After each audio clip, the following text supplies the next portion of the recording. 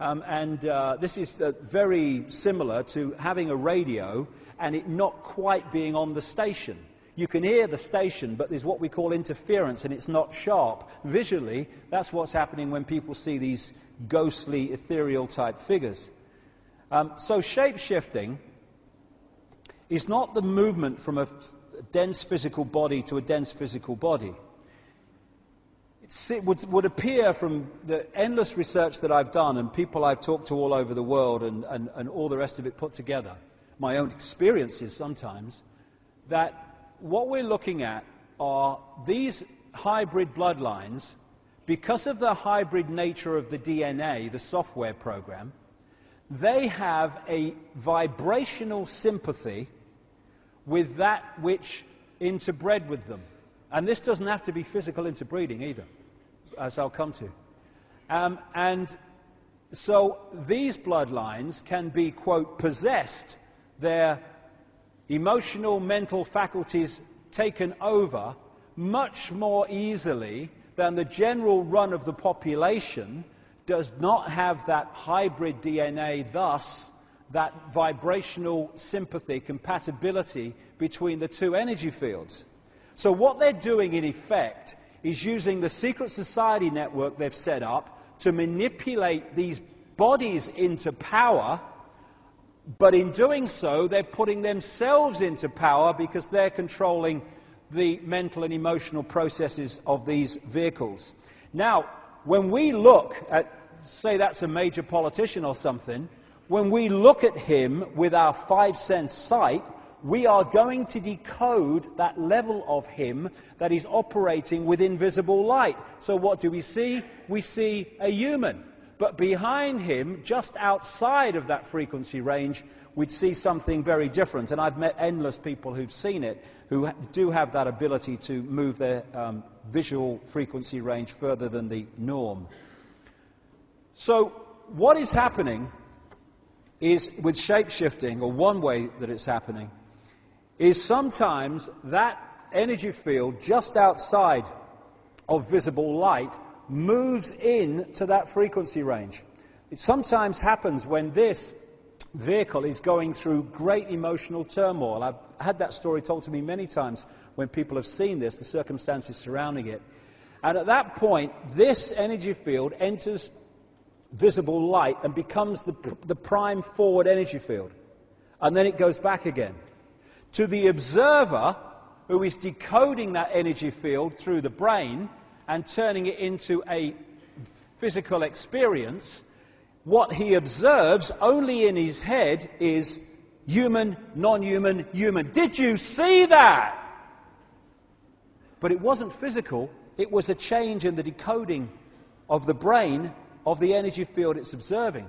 So what we're looking at, I would suggest, but people make of it what they will, are fields where we decode the human one, but behind it is another one that looks anything but human. And someone sent me this picture. I don't know who it's of, but he's got very reptilian-type eyes. And a friend of mine has been working recently with someone who's been involved in a big iris scanning technological program. Not something I agree with, I have to say, iris scanning, but what he found, and he's into none of this stuff, what he found as these people looked very closely at 2,300 eyes, to their amazement, in his estimation, about 4% of the eyes they looked at were of reptilian type and appearance. All over the internet, people have started talking about this now, and these pictures are circulating. This might be probably is just a trick of the light, but it's very symbolic of what we're looking at. That was on the front of the 14 Times, taking the piss out of me. I thought, thank you very much. Nice picture. I'll have that. Very symbolic. And it's all these other people and all that stuff. And another thing that you find is a number of therapists have sent me pictures. This is a common theme. Therapists working with satanically abused people, trying to get their minds back after all this abuse, and sexually abused people that have been in these mind control projects. And it's a very consistent theme that when these people who've been victims of this, they use a lot of drawing to try to draw out their memories.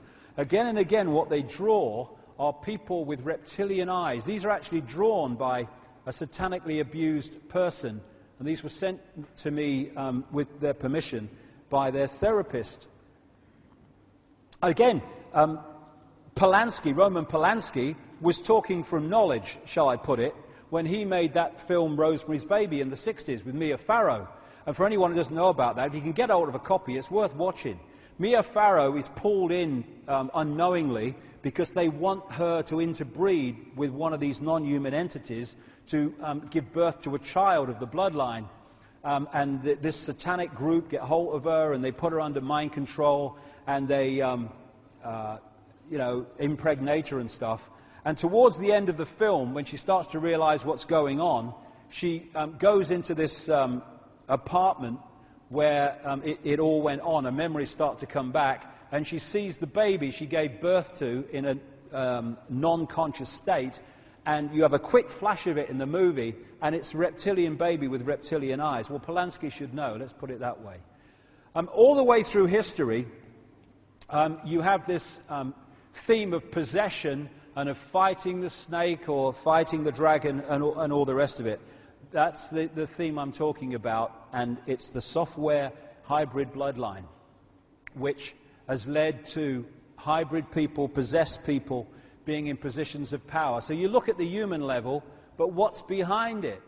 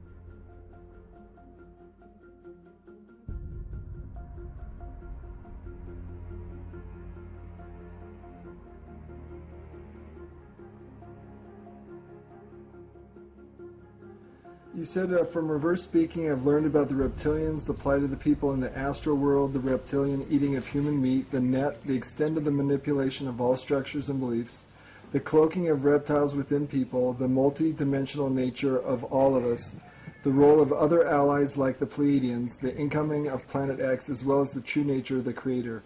I had to let go of so many of my beliefs and now simply serve the One, which is all life, to the best of my ability. Now, many years ago, you were a co-host of UFO AZ, you had a couple of radio shows that you worked with, you worked in Off the Record, The Cutting Edge, you even staffed a UFO abduction hotline for a while. And if I'm correct, you also won a lottery a number of years ago, and that gave you some of the opportunity to do a lot of research. How has all the information that you've gathered doing reverse speech changed what you knew then to what you know now? At the time, well, I've gone through the process, being raised as a Roman Catholic. I got into sort of Eastern meditation. I was in Eckankar. And then I went into the New Age. I listened to a lot of channeling and interviewing probably, I don't know how many hundreds of people over the time with the different, co-hosting the different shows.